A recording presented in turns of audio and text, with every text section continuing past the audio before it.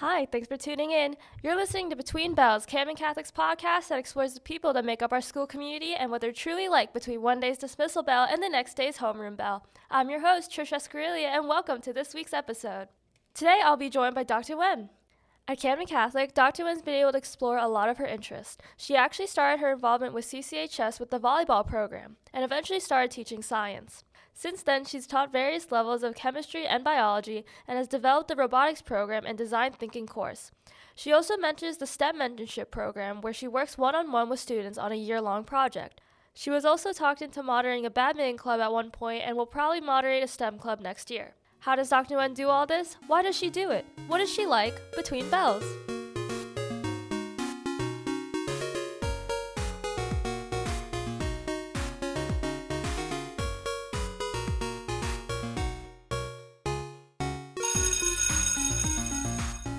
We're recording.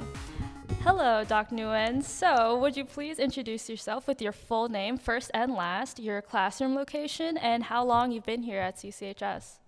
Okay, so my name is Nguyen. My classroom is in 135, but you can often find me in the Innovation Lab in 137. And this is my 5th year teaching at Camden Catholic. Okay, and then we also have a week's wild card for our guests every week. So your question is, what's your favorite season? My favorite season is fall, for a lot of reasons. Actually, when I got married, but I love the fall colors, and I really like the concept of change and change for the better. So I'm like a person who seeks constant improvement. So I feel like welcoming change is a big part of who I am. Fall's also my favorite, but it's for like much shallower reasons. Like I don't like how cold it is in winter, and I don't like how hot it is in summer. And also spring is so short nowadays, so it just feels like summer. But fall feels like lengthy enough where it's a bit chilly, but not too cold and not too hot. So my high school version would have said fall because it was hoodie season. So, So true. We start somewhere. Maybe one day I'll be able to say something profound like that. But that's great because actually I'm glad that you pronounced how you pronounce your name, because I actually wanted to cover that. As my first topic I wrote down, could you tell people how to pronounce your name? Because knowing me myself, my last name, a lot of Filipino last names have Spanish influence, so a lot of people go for a Spanish pronunciation of it, but that's not how me and my family pronounce it. And for a while, I didn't mind it, but then as I got older, I was I kind of appreciate if someone learns how to pronounce your name, because it's your name, right? So I wanted to make sure that I gave you the opportunity to do that, since I know that your last name is a very popular Vietnamese name, right? So, but a lot of people don't know how to pronounce it. So one of the questions that I get, because especially when I teach freshmen, it's are all the kids in this school whose last name is Nguyen, are they all your kids? I'm no, actually. So I think the story, or as I understand it, is way back when there was an emperor with the last name Nguyen, and then in order to kind of pledge their allegiance or show that they were allied to him, a certain portion of the population changed their last name to that one. So that's why it's so dominant. I would say it makes up about 40% of the Viet population, so it's pretty common. Now, as for the spelling, so we were under French occupation for a while, and that's when we started using the Latin letters, like the N, the G, U, Y. But before that, our characters looked more like the Chinese or the Japanese. So the NG is actually pronounced ng, which I think the most similar thing to English is W. So w instead of ng. Because sometimes I hear people pronounce it when. Yeah. So I mean, I've heard Nguyen. Oh my gosh, yeah. I've heard someone say the N and the G together is ng. So and then the last one, Uyen, is Nguyen, but then we have accents on the E. So we have a modifier. It looks like a hat on the E. Yeah, and there's one in French too. So we have a hat on it, and then we have a tilde. So the tilde kind of tells you to curve your voice. So Nguyen is the correct way to say it. And then back when my parents left Vietnam, everything was still just one syllable. They've kind of changed it now where they have multi-syllable words, but most Vietnamese words are one syllable, so which is why I prefer Nguyen over Nguyen. But honestly, I don't really care at all, because I want people to feel comfortable saying my name or asking for help.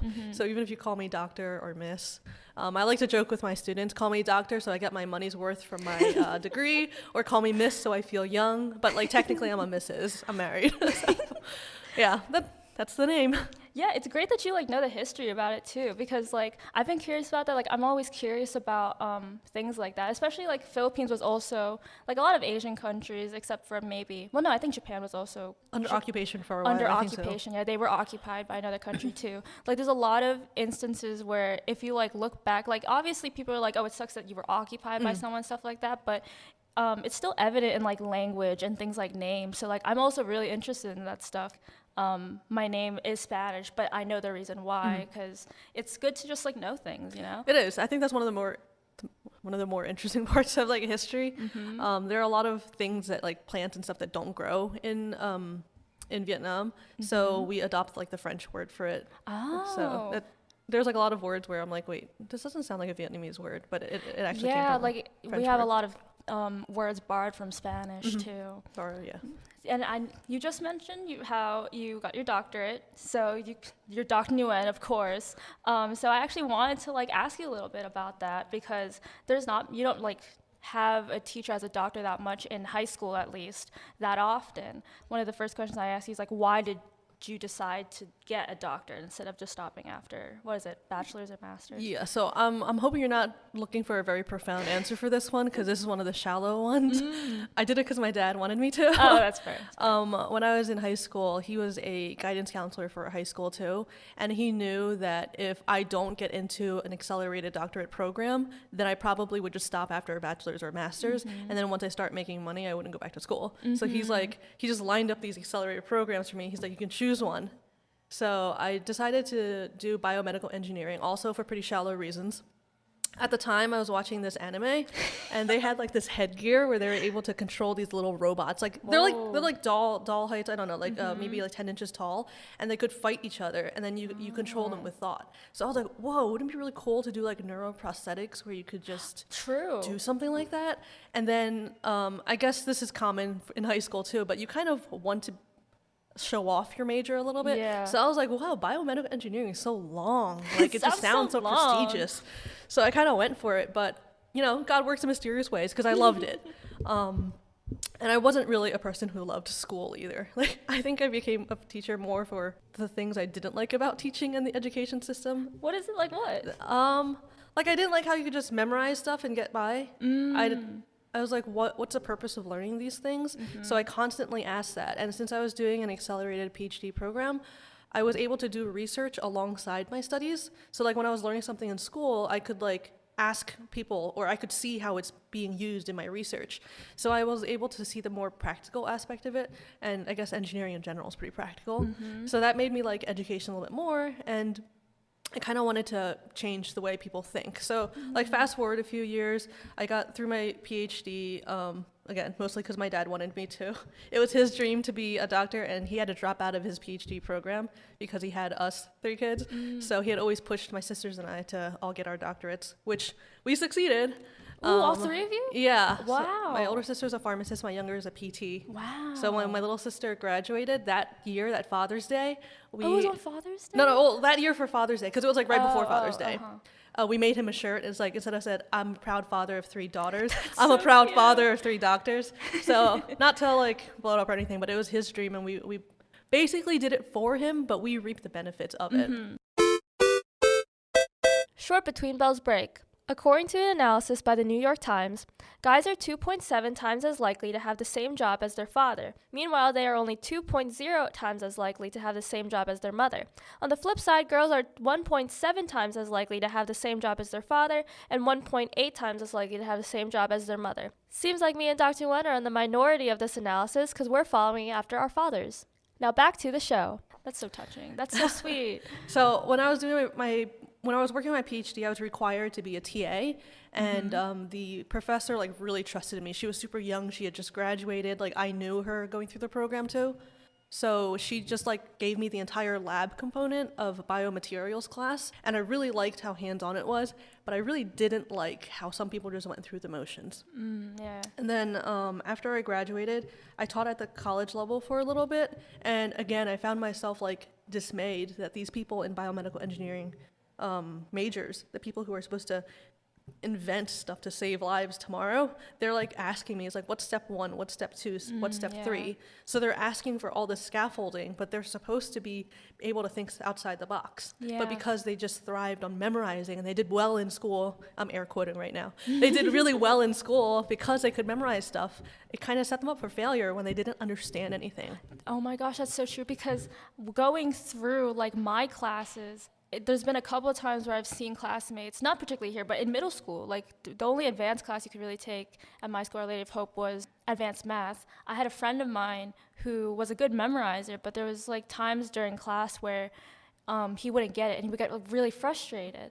And so I think that was my first exposure to realizing there are differences in learning, and it does impact like how, like creativity is a really important thing, even if you're just following steps. So that's something I really like about what you do here and like the whole innovation thing, because you sent me your little bio that I read out to the listeners. So you are a big like component, I would say, like a big like contributor to the innovation movement of our school. Would you like to talk more about like what that's been like for you, especially because I feel like you've been doing a lot of new things as of late, because you've only been here for like a couple years. Yeah, so I have like ADD and I'm just like really interested in things like, oh, shiny, and then you just kind of go after it. So I like to keep up to date with stuff, so I do a lot of reading and just looking for inspiration wherever I go. But and I've also had a lot of things that I've wanted to do in my life, but I just never get around to it, because I found out about myself that if it just comes down to me, I'm not very hardworking. But when other people depend on me, that's like when I start becoming very hardworking. Me too. I get that exactly. Sorry. Okay, so I had a lot of interest. Like, I was always into the neuroprosthetics, as I mentioned, but I never did that in college. Like, I did my concentration in biomechanics, but I never actually did anything with brainwaves. But like this year, a student, Grace, kind of came up to me and asked if I could do something with her that exposes her to neuroscience. I'm like, oh, this is cool. This is like a seed that God planted far back, and now it's kind of like sprouting. Yeah. So she's been doing these experiments where she can kind of track brainwaves. So the next step that we're going to take is we're going to take a prosthetic hand that I 3D printed, sorry. I had a student last year, Kelly Campbell. She's the one that 3D printed these hands. So we're going to rig it, put a motor or a servo on it, and then we're going to see if we can use those brainwaves as input to, trigger movement in this hand. So I feel like I'm able to do all these bucket list items through other students, because if I didn't have a student who was also interested, who was kind of keeping me accountable, I would never do it. Oh yeah. Like, I graduated 2014 and I haven't done anything. Like, I've had a 3D printer for forever, but I haven't done that much with it until I have responsibilities to other people, and I'm like, yeah, you could do this. So I don't know. My motivation's very weird. A lot of people think I'm very ambitious and motivated, but it's people that motivate me. That's amazing. Yeah, I totally get that. Yeah, it's like you kind of like you just need to find the right motivation. Yeah.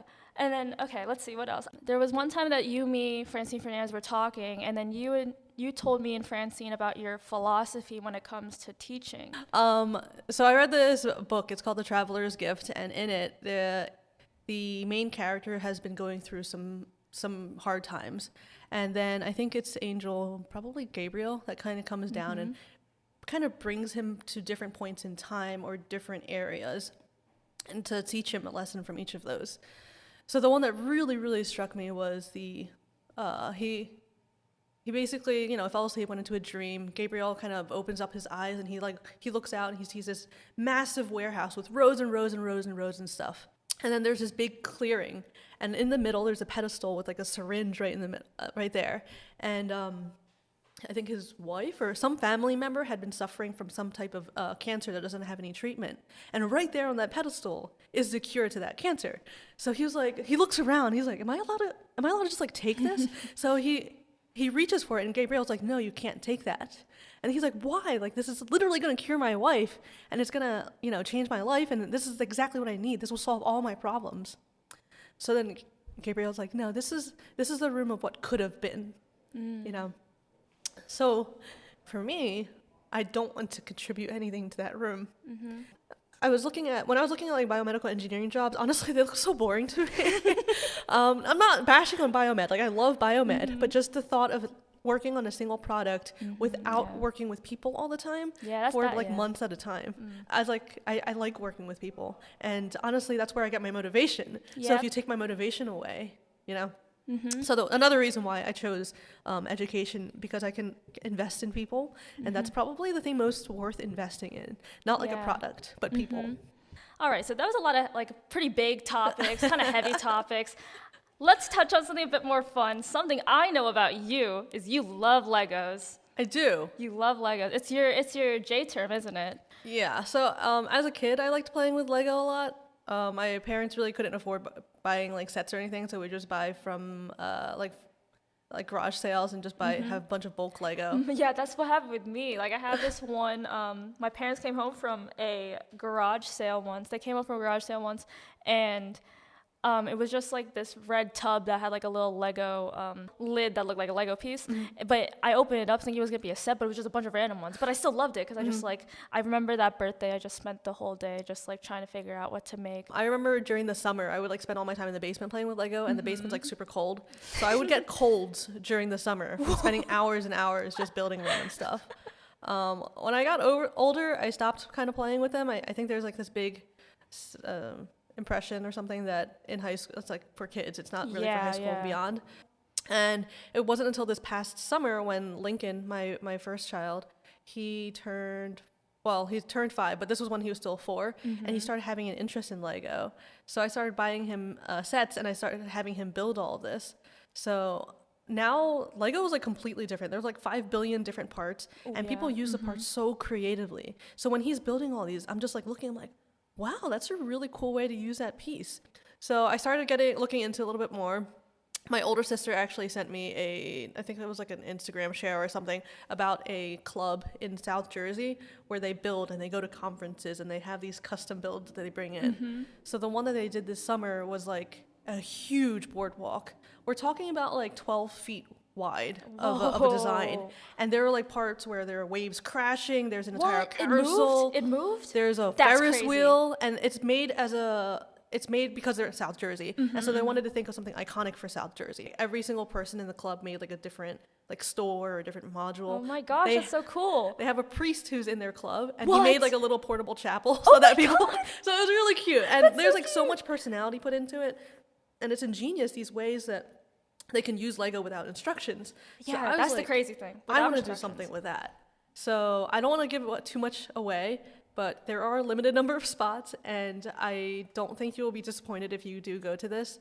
And if you don't, I don't know when this is going to air, but if you don't have like a Lego set, just let me know, because I do have spare ones that you could use, so it's not like a requirement, but it'll be fun. It'll be eye-opening. It's so weird because I don't know if Lego's really made an effort to, but I feel like Lego's such a like integral part of STEM in society right now. Like I feel like if you took like a group of people who are interested in STEM, no matter like probably more so like engineering and technology and stuff, there's a good chance a lot of them are also into Lego or like play with Legos when you're a kid. Short between bells break. Building-based toys, not just Lego, have been revealed in various research studies to inevitably lead to an enhancement of STEM-related skills, but also surprisingly social skills. STEM-related skills such as math, early engineering skills, spatial awareness, and problem-solving are encouraged when a kid plays with Lego, resulting in them leading closer to STEM fields as they grow older. But socially, Legos also encourage collaboration with others and pretend play, which involves people skills like empathy and communication. So if you need a last-minute gift for some kid's birthday, why not get them a Lego set? Now back to the show. I don't know if you know, but on the podcast, we like having segments for our guests. So to tie in with Lego, I have a little segment. You want to know what it's called? It's called Assembly Required. So the aim of the game is you have to guess how many Lego pieces are in these builds. You get 3 hints to use out of 5 questions. Okay. So first question, or the first set you got to guess for, is the Star Wars Millennium Falcon. I will give you this. None of these numbers go into the 10,000s. The highest it goes into the 1,000s. Well, then I have a question back at you. There are 3 versions of the Millennium Falcon. My bad. That's the thing. Pick your favorite and then name it, and then I'll search it up real quick on my laptop to verify. I actually don't know. One of my weaknesses is that I don't like memorizing things, so I do not memorize anything I don't have to. But Just I an wanna, educated guess would be fine. my guess would be about 8,000. It would be the latest one, the largest one. I'll give you it. It's like 7,500. Wow. So yeah, because I don't want to force you to be exact. So I'll give a grace of myself, like for the bigger numbers. Yeah, I'll count it. It's about 8,000. Yeah, if you round up to 10% plus or minus 10%. We gotta be precise here. We're in the innovation lab. Okay, so the second one, so that's 1 for 5. Second one is the bonsai tree I mentioned, and note that there isn't individual petals. It's like made out of like frogs and stuff. Okay. So I've seen this build, because my sister has made it. I also know that my sister wouldn't do something huge. So I want to say like 1,500. Close. It's 1,000. So Okay. how do you want to round Well, here? if we did put 10%, then I would not get it. It's fine. We'll say if you want to play fair, we'll say it doesn't count. But you were close though. It's still in the 1,000s. So third one is the Hogwarts castle, full castle, the big one. Yeah, I was thinking about getting this one for a friend because I wanted to build it, but I didn't want to keep it. So I know it's big. It's like, I want to say it's 12, 14 inches tall. Yeah. So I want to say 5,600. It's 6,000. Oh, that was my first guess. And that is rounded up. Yeah, that's within you got 10%. it. Yeah. I can't even do the math you're doing in my head, but I'll take your word on it. So you got 2 for 5 now. We're on number 4. I don't know if you've seen it, but it's the Thanos Infinity Gauntlet. Have you seen it? It's I like actually it's own like this one. You have it? I haven't built it yet. I received it as a gift. That's a little bit Remember, smaller. you have hints. You have 2 left, and you still have 3 hints to use. I think I can make an educated guess without a hint. I don't know. We'll say 700. 590. 590. So I don't know if you're gonna do the math. No, I can't it's do not. that. It's not. It's okay, not within okay. 10%. So all right, you got 2 out of. So you have 2 wrong, 2 right. This could be the game changer. Maybe I should take number 5. I mean, if I were you, I would take it. Okay. So this one is Van Gogh's Starry Night. Oh, this one has so many pieces. All right, I'll take the hint just because. Okay. Well, the hint I have is that it's 4 digits, but I feel like yeah. maybe I can give you a little bit more of a hint, especially since your last one. I'll give you. Wait. I can say like what it's in between if you want. Can I give you a number and you say if it's higher or lower? Sure. 7,000. Lower. I'll let you use multiple of your hints because you still have 3 to use, so that's 1 done. If you want to use all 3, that's fine. Okay, so it's less than 7,000. 4,000.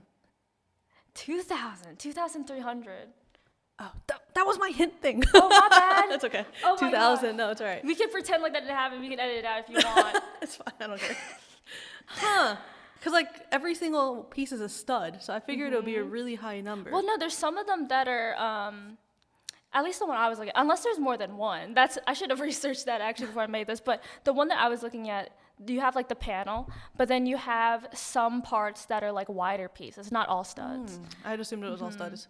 Because a lot of the newer ones, the mosaics, are like all studs. Ooh, I But didn't that's know okay. that. That's my fault. It's not. It's It's also kind of on me, because again, I'm not as much of a, like, you know a lot about Lego, and then so when I was searching it up, it's all just like kind of surface level stuff, but that kind of just goes to show that you're more of an expert than me, so I would say you win. I mean, if we want to be like hard truth rules, you technically lost by like only 1 question, but I say, as host, I declare you a winner, because you know what you're talking about, not me. So. At the Lego Club, I know very little. I'm like the Really? least experienced person ever. Because I only got into it this past summer. Less than the priest? How much does the priest know? Oh, I haven't actually met them. I only met the president, but everyone seems to know. Like from Discord, everyone seems to know what they're talking about. It's things I don't understand.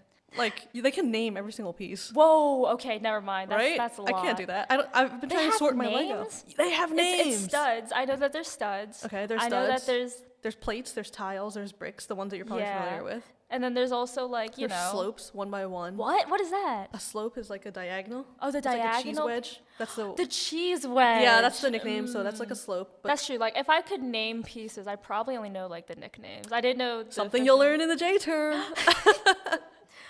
What other ones are there? There's like, I mean, do tires count? Like, does it also count like the things for the STEM things, like those like STEM. The Technic pieces. The Technic pieces. Yeah, they have pins. They have like beams, I think they call them. I don't know that much. I only know enough to sort my Lego right now, which is by the way, fun tip: never sort your Lego by color.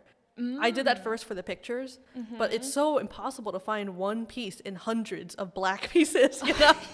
So I am in the process of mixing the pieces back up, but separating them by part now. That's true. My cousin, he also liked Lego. But my cousin, also has like a collection of individual pieces that he just has. And I remember when we were little, he was very particular about it. Because I tried when I was little, because I'm also a very artistic Wait, how person. little? Like, we're talking like 8 years old? We're talking about like 4 or 5. And he was organizing his Legos at 4 and 5? Yes. Oh my gosh, so proud. And so, yep. And so I'm also a very artistic person, which is kind of, I guess, I'm maybe not too odd, but as much as I'm interested in STEM, I'm interested in art. So my first thought was to organize it by color. So whenever we played Legos, I would try putting it in the box where I saw the most of one color. And then he got like so mad at me because again, when you're little, you can't really control your emotions that much. Like he yelled at me. He's like, no, it goes here because it's this piece. And I'm like, you're traumatized. Not really. It was like fun, but like, yeah, like that's. So growing up, he also used to always tell me to organize by piece, because that's how he did when he was little, because it was easier to find it if you needed a certain piece. I just discovered that now. It really distinguishes who are the the casual Lego builders and the those masters. folk, the peasantry. But yeah. All right, I think that's all I really have listed on my my little doc here. That was a very nice conversation. It was very nice talking to you. I mean, I talk to you like a lot of the time, but it's great having you on the podcast. So thank you, Dr. Nguyen, for joining us. I hope you had a fun time. I know I had a fun time, so I guess I'll throw it over to myself for the outro for this episode. Okay, thank you. If you found something in common with her or just want to say hi, Nguyen is located in room 135 in Sophomore Hallway, or more often you can find her in the Innovation Lab next door in 137. We hope you enjoyed this episode of Between Bells and that we might catch you next time. But for now, this has been your host, Trish Escarilia, and from wherever you're listening in, I hope you have a great morning, afternoon, or night. Bye!